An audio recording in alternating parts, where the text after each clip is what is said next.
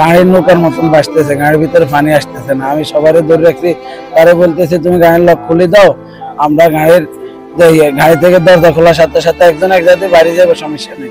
সে কি করছে, গাড়ির গ্লাস খুলে সে নিজে বাইরে গেছে। তারপরে আমি এখন নিজে একটা ছোট গ্লাস আছে, আমি হাতে খোলার পরে আমি নিজে বাইরে আসি। এখন আমার ওয়াইফে টানি, সে তার বাচ্চারে ধরে রাখছে। আমার বড় ভাবিরে টানি, সে তার বাচ্চারে ধরে রাখছে। মেজো ভাবি বাইরে এসে তার বাচ্চা ভিতরে রয়ে গেছে। আমার মারে টানতেছে, আমার মা তার মারে ধরে রাখছে, আমার নানুকে। বাস এই 6 জনটা আমি আর বাইরে দিতে পারি না, এরা আসেও নাই।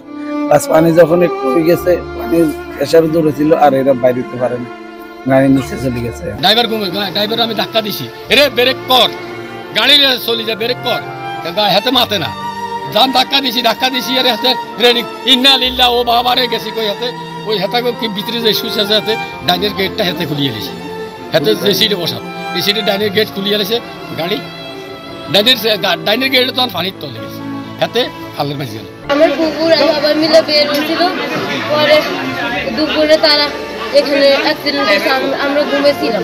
আমার কুকুর ফোন ধরছে, ফোন ধরে কি হয়েছে কথাটা অজ্ঞান হয়ে গেছে। পরে আমি আমার আব্বুকে ফোন দিচ্ছি, আমার আব্বু অজ্ঞান হয়ে গেছে।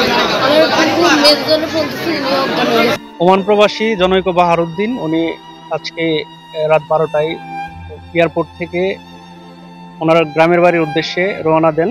রওনা দেওয়ার পরে আপনার ঘটনাস্থল যেখানে নোয়াখালী জেলার বেগমগঞ্জ থানাধীন পূর্ব চন্দ্রগঞ্জ নামক স্থানে ওনাদের বহনকারী হাইস গাড়িটি নিয়ন্ত্রণ হারিয়ে পার্শ্ববর্তী খালে পড়ে যায়। খালে প্রচুর পানি ছিল এবং স্রোত ছিল।